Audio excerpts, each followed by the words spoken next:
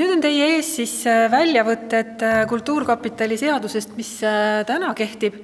Ja ega see seadus oma sellises üldises tekstis meile väga täpseid juhiseid ei anna selleks, et kuidas nüanssides Kultuurkapital tegutsema peaks.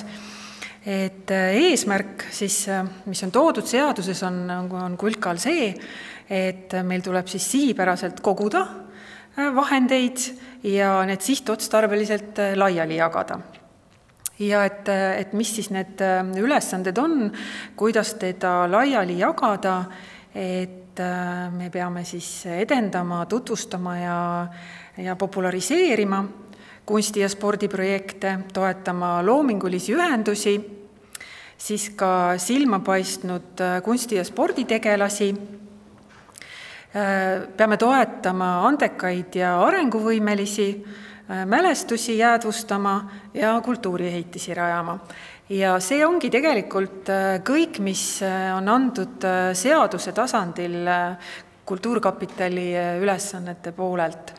Ja mida meie kulkas ise näeme kulka väärtusena, on see, et need täpsustused, kellele, milleks ja kuidas saavad teha sihtkapitalid ja maakondlikud ekspertgrupid ja meie programmi eksperdid ise.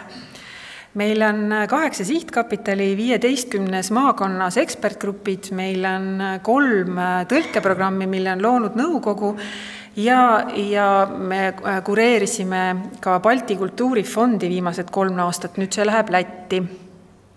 Kõikidel nendel kogudel on õigus, aga ka kohustus siis välja töötada raha jagamise kord. Ja sealt tulevadki siis juba nüansid, et kellele ja milleks.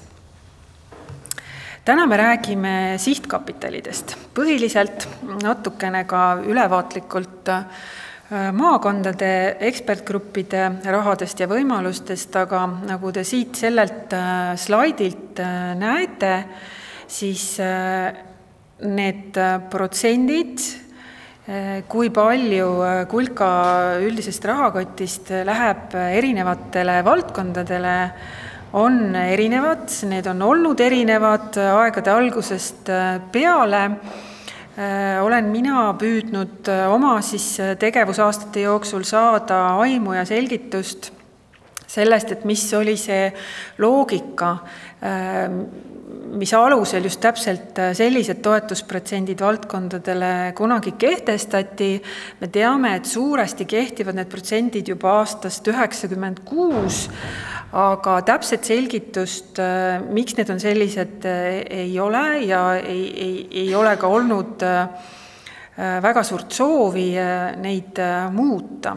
Kui meil olid kärajad eelmised, siis oli küll kirjanduse sihtkapital väga aktiivselt võitlemas selle eest, et kirjandus ei oleks rahastamise osas tagapoolt teine. Kõige väiksema summaga on siis arhitektuuri sihtkapital.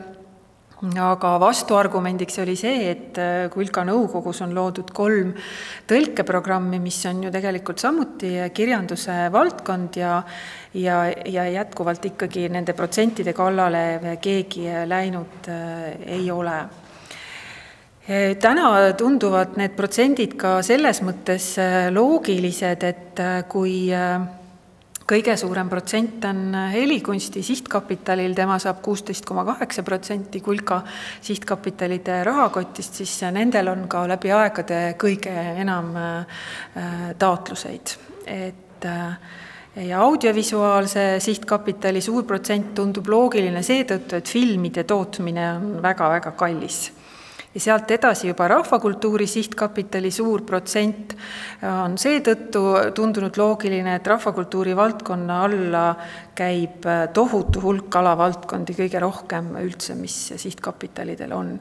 Ja kujutav kunst ja näitekunst on siis siin järgmised tükid, et seda Ka on arutatud, et miks näitekunst on suhteliselt väiksema protsendiga, aga siin on olnud jälle aegade jooksul vastuargumente, et ministeeriumi tasandil jälle näitekunsti valdkonda väga tugevasti toetatakse. Nii et see debatt tegelikult, et millised need protsendid peaks olema, on selle 5 aastaga raugenud, et kui seda on tarvis sihtkapitalide esindajate arvates taas tõstatada, siis seda võib tõstatada. Nii. Ja mainisin natuke seda, et kui suured on siis taotlemiste mahud sihtkapitalides ja siin näited on eelmise aasta pealt, see oli koroona aasta ja oligi ka vähem taotluseid kui tavaliselt on, aga siit me näeme siis seda, et helikunstil on kõige rohkem ja järgneb rahvakultuur ja on siis sihtkapitale, kus taotluste arv on päris väike, võrreldes mõnedega arhitektuuris on see ka ajalooliselt alati nii olnud, et see summa on väiksem ja ka taotluste arv on väga palju väiksem võrreldes teiste sihtkapitalidega. Miks Auvis on taotluste arv väike, on jällegi ka see, et esiteks meil on toetajaid ka teisi, on Eesti Filmi Instituut ja teiseks tõesti see, et väga mahukad projektid on Auvis, et need on, filmi tegemine on väga kallis ja siin näete viimasel real ka nõukogu, et on ju teada, et ka meie suur nõukogu, tal on oma rahakott ja ka tema rahastab.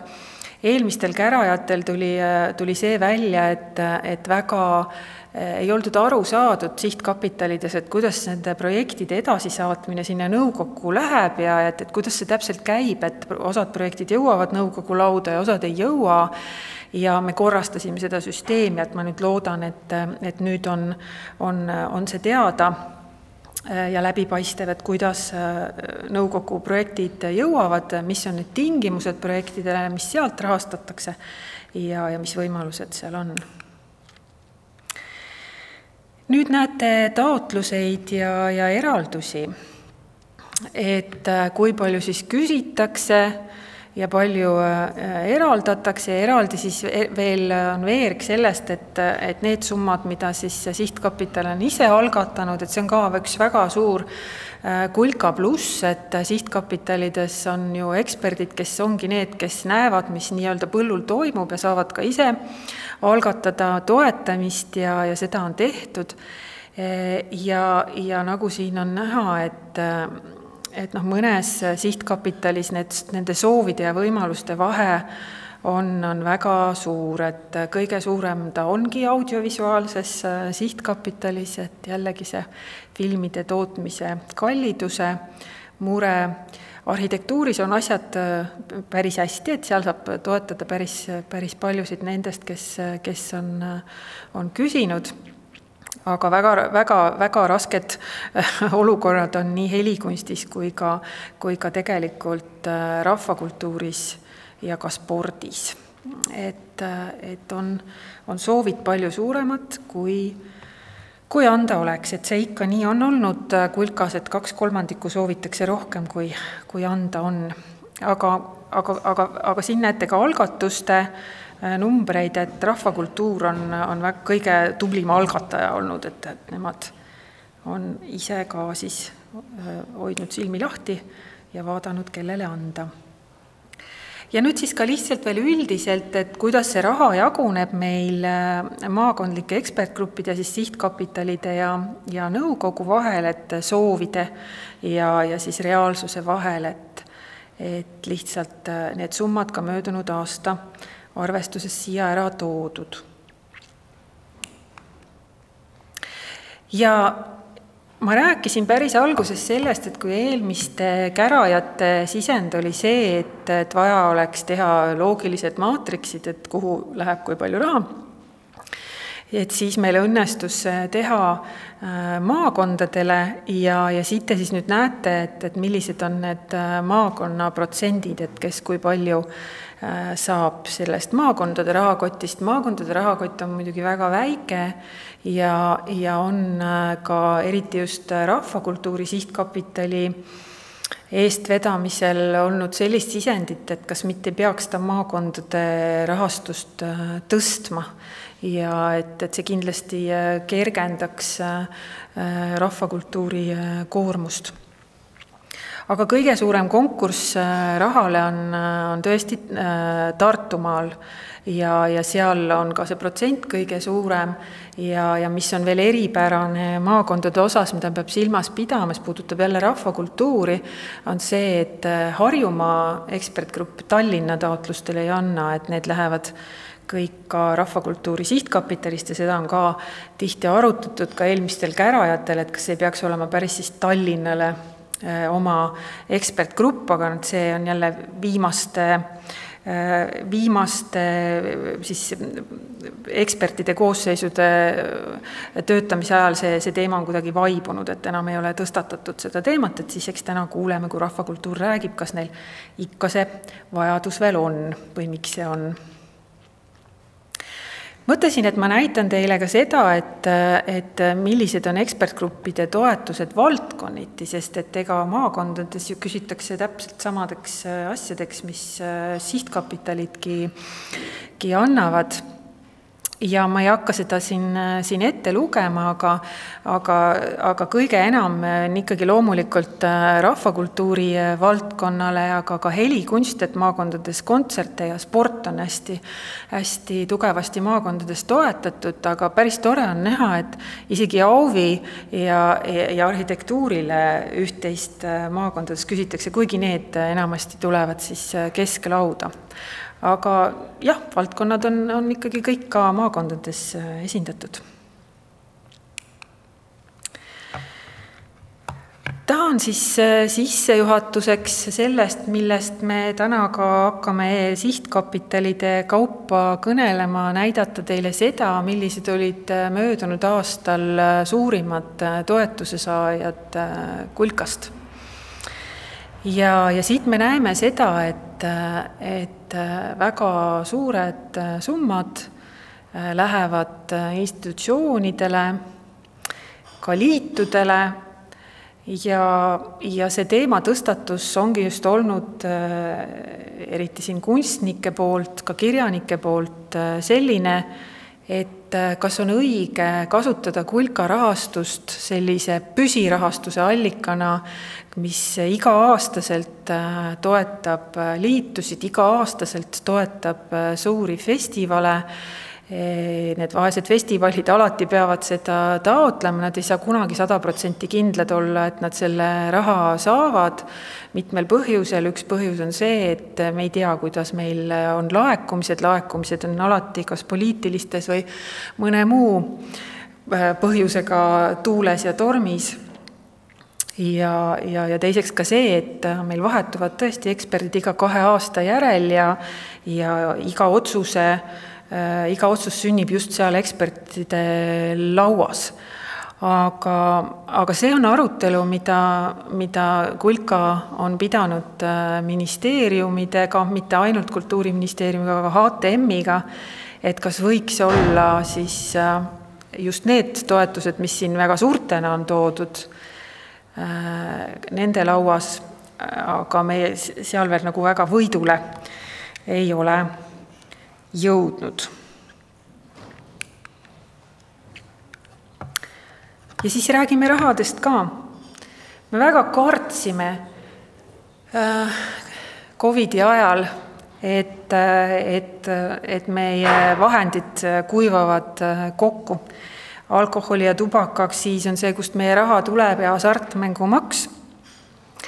Ja olime natukene üllatunud, et hoolimata sellest, et turistid ei saanud käia, hoolimata sellest, et kasiinod olid kinni ja baarid ja kohvikud, restoranid kinni, siis siiski meil möödunud aastal tulud oluliselt ei vähenenud võrreldes prognoosiga. Nüüd sellel aastal läks meil suvel väga kõvasti kõikuma hasartmängumaks, et meil oli juulikuu, kus me nägime, et oli 41% miinust hasartmängumaksu laekumises ja oligi hirm, et mis saab kultuuriehitistest ja mis saab meie projektide toetamisest. Oli kuu, kui me ei saanud maha maksta EMTA-t ja me jäime isegi ERMile võlgu.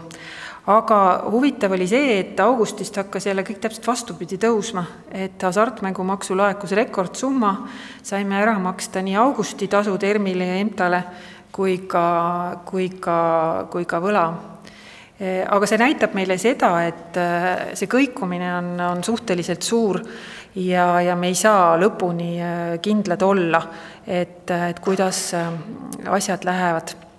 Et teie ees on ka 21. aasta siis eelarve praegu, mis siis meil on mõeldud ekspertgruppidele ja sihtkapitalid ja nõukogu kokku, et siit te näete seda vahet, et maakondade number on ikkagi nii palju väiksem ja ka see maakondade vajadus on väga suur, et kui me ka iga 2 aasta järel käime maakondades tervitamas uusi eksperte, siis me sealt seda ikkagi kuuleme, et kui kulka toetust ei oleks, kuigi ta on väike, siis mitmel pool maakondades rahvakultuuri tegevust, võib-olla ka sporditegevust, sellisel määral üldse ei toimuks, et see on siiski väga-väga oluline.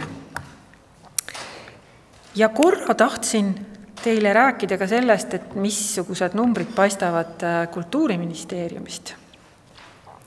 Ma tahtsin uurida seda, et kas on ministeeriumil mingit sellist jaotust tehtud, et saaks ka välja võtta, et kui palju nemad nüüd oma eelarvest, näiteks siin on toodud, eks ju, 22. aasta eelarve, kus siis 290 miljonit eurot on see kogu maht, et kui palju siis valdkondadesse läheb, et palju läheb näitekunstile, palju helikunstile, palju rahvakultuurile. Vastus oli see, et nad ei pea sellist arvestust. Et meil oleks muidugi väga vajalik, et sellist arvestust peetakse, et me nüüd oleme küll aastaid juba seda sisendit andnud, et meid see info huvitab, praegu seda ei ole.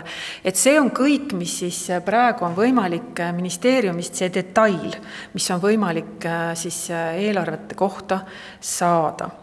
Et tore on seda teada, et 2,1% riigieelarve kogukuludest on kultuurile ja spordile.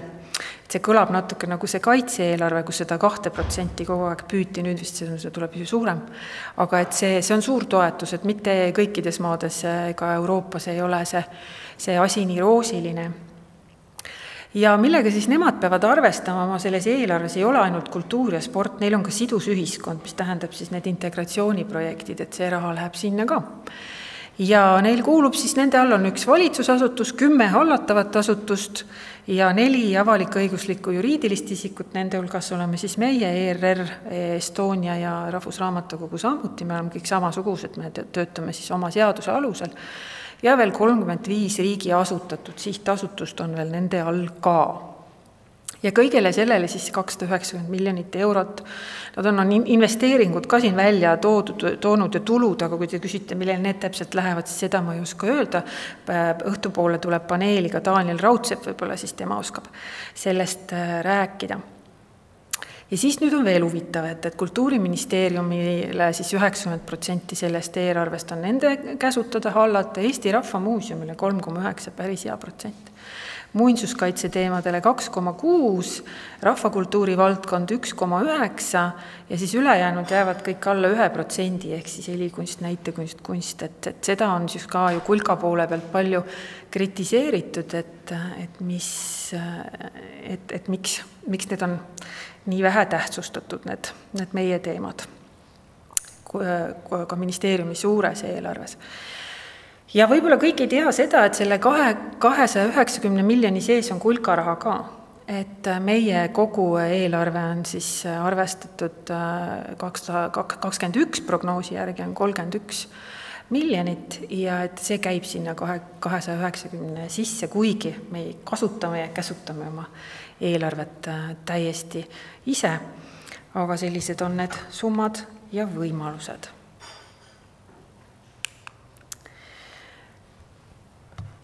Ja nüüd ma toongi teie ette siis need küsimused, millega me täna tahaks hakata tegelema, et kohe saan anda sõna sihtkapitalidele.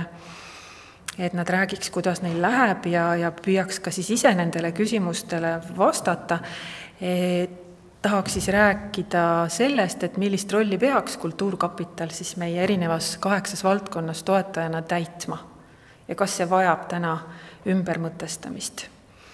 Ja et kellele peaks see toetamine keskenduma, et kas see peaks rohkem olema üksikisiku toetamine või tuleks edasi toetada organisatsioone, asutusi, institutsioone. Te nägite sellelt slaidilt, kus olid meie suuremad toetuse saajad, et kuidas nendega jätkata. Ja kuidas siis ikkagi jagada neid ülesandeid meie ja Kultuuriministeeriumi vahel, et nendest jutustamistest ja rääkimistest ja oma tegevuste põhjendamistest seni hästi piisanud ei ole, et seal mingisugust teist käiku oleks vaja, et andke meile nõu, kuidas seda teha. Ja siis ka lihtsalt need küsimused, et kuidas kulka tööd paremaks muuta ja et milline see kulka jälg teie valdkonnas on, kas see peaks olema teistsugune. Ja siis on oodatud ka kõik ettepanekud ja tähelepanekud, mida te tahaksite kolleegidega jagada. Ja ma loodan niimoodi, et kui on kolleeg Sihtkapitalist oma ettekande pidanud, et siis aktiivselt on teil talle veel ka küsimusi ja läheme siis siit selle päevaga niimoodi edasi. Korra küsin, kas mulle on küsimusi praegu? Jaa, Jaagule mikrofon. Palun, Vika.